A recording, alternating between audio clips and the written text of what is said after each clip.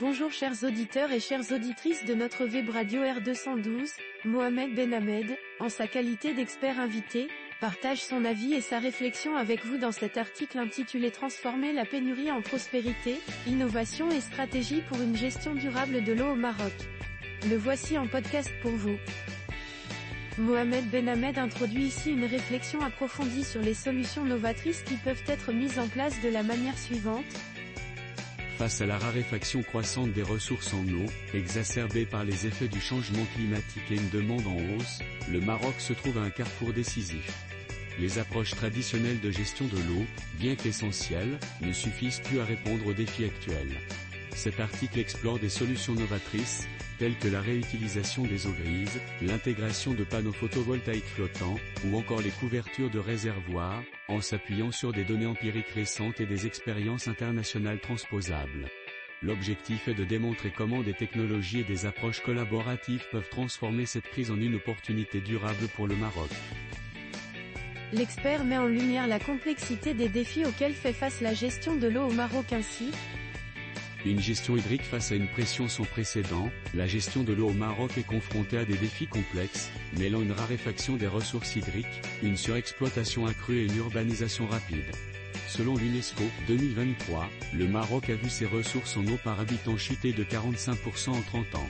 Cette diminution s'accompagne de sécheresses répétées, réduisant les niveaux des principaux barrages du pays à des seuils critiques, tels que le barrage Al-Massira qui fonctionne actuellement à moins de 15% de sa capacité.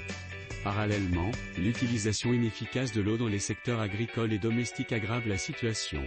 Cependant, loin de se résigner à cette crise, le Maroc a une opportunité unique de se positionner comme un leader régional dans la gestion durable de l'eau.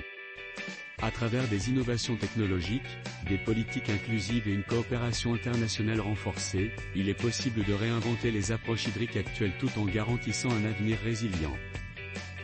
Mohamed Benhamed met en avant une solution stratégique qui demeure largement inexploitée au Maroc ainsi. La réutilisation des eaux grises, une ressource encore sous-exploitée, la réutilisation des eaux grises, représentant environ 60% des eaux usées domestiques, constitue une opportunité significative pour réduire la pression sur les ressources en eau potable. Ces eaux, issues des douches, des lavabos ou encore des machines à laver, contiennent peu de contaminants organiques, ce qui les rend plus faciles à traiter que les eaux noires des toilettes. Dans des pays comme Singapour, la réutilisation des eaux usées a atteint un niveau de sophistication impressionnant. Le programme novateur recycle aujourd'hui 40% des eaux usées urbaines pour divers usages, y compris la consommation humaine. En Australie, les eaux grises traitées sont intégrées dans des réseaux séparés pour l'irrigation des espaces verts et le nettoyage, ce qui a permis une réduction de 20% de la consommation d'eau potable à Melbourne. Au Maroc, les eaux grises représentent un potentiel inexploité. Dans les zones résidentielles, des projets pilotes, comme celui mené à Marrakech, montrent que l'installation de systèmes de filtration domestique pourrait permettre de réutiliser ces eaux pour l'irrigation ou les toilettes, réduisant de 25% les besoins en eau potable. Si ces systèmes étaient généralisés, le pays pourrait économiser jusqu'à 700 millions de mètres cubes d'eau chaque année, PNUD, 2023. L'expert enrichit son analyse en abordant une autre innovation d'envergure de cette manière. Panneaux photovoltaïques flottants, une double révolution énergétique et hydrique. L'intégration des panneaux photovoltaïques flottants, FPV, sur les plans d'eau constitue une avancée majeure pour conjuguer la production d'énergie renouvelable et la préservation des ressources en eau. Ces installations permettent de réduire l'évaporation des réservoirs tout en produisant une énergie propre, essentielle pour alimenter les infrastructures hydriques. Des exemples internationaux illustrent le potentiel de cette technologie. Au Japon, le barrage de Yamakura héberge une centrale FPV couvrant 13,7 hectares et produisant 13,7 MW d'électricité tout en diminuant de 15% l'évaporation de l'eau. En Inde, le projet du lac Karesvar, avec une capacité de 600 MW, a permis d'économiser 1 milliard de litres d'eau par an grâce à la réduction de l'évaporation. Au Maroc, le potentiel de ces technologies est immense. Le barrage Al-Massira, par exemple, pourrait accueillir une centrale FPV d'une capacité de 100 MW, capable d'alimenter 120 000 foyers tout en réduisant significativement les pertes d'eau dues à l'évaporation. Ces projets nécessitent toutefois une intégration stratégique, incluant la formation technique locale et la mise en place de partenariats publics-privés pour garantir leur viabilité à long terme.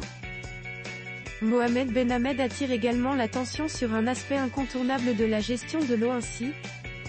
Vers une transition numérique et financière pour une gestion hydrique efficace, la gestion de l'eau au Maroc ne peut être dissociée des avancées technologiques et des mécanismes de financement innovants. Dans l'agriculture, secteur responsable de 80% de la consommation hydrique, l'adoption de capteurs IoT, de drones et de plateformes d'intelligence artificielle permet d'optimiser l'irrigation, réduisant les pertes d'eau de 20 à 40%. Des initiatives similaires en Inde et au Chili ont prouvé leur efficacité, avec des économies annuelles de plusieurs milliards de litres d'eau.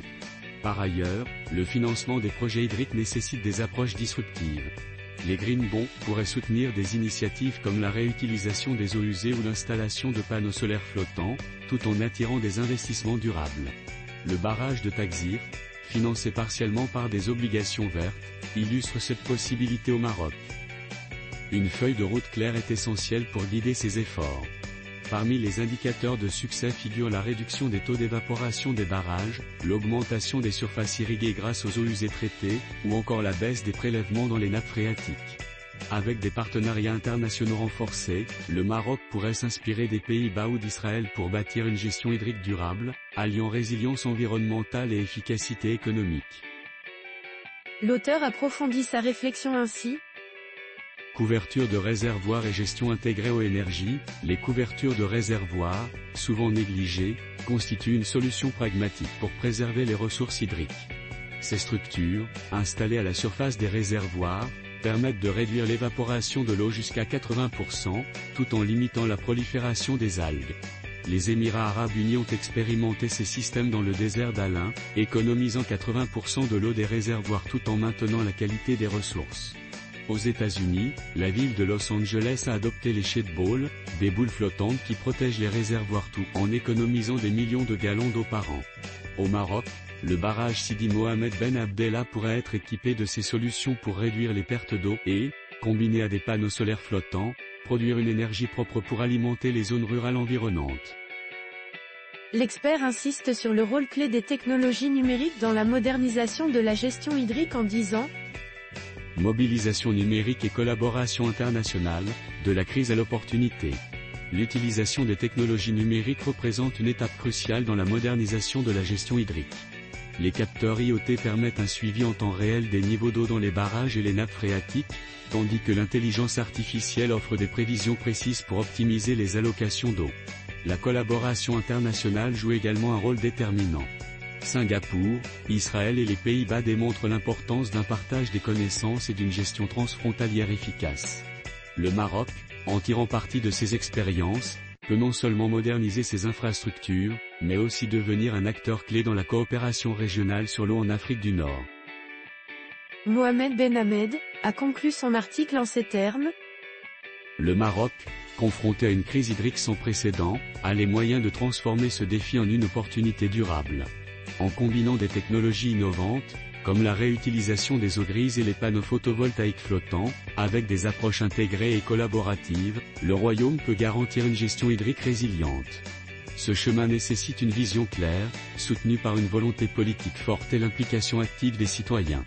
Face aux défis du changement climatique, l'innovation, la mobilisation et la coopération internationale seront les piliers d'un avenir hydrique durable et prometteur.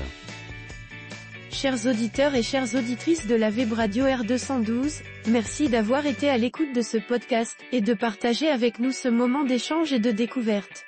Votre présence et votre fidélité sont notre plus belle récompense. On se dit à très bientôt, si vous le voulez bien. Avec toute notre gratitude, l'équipe de R212.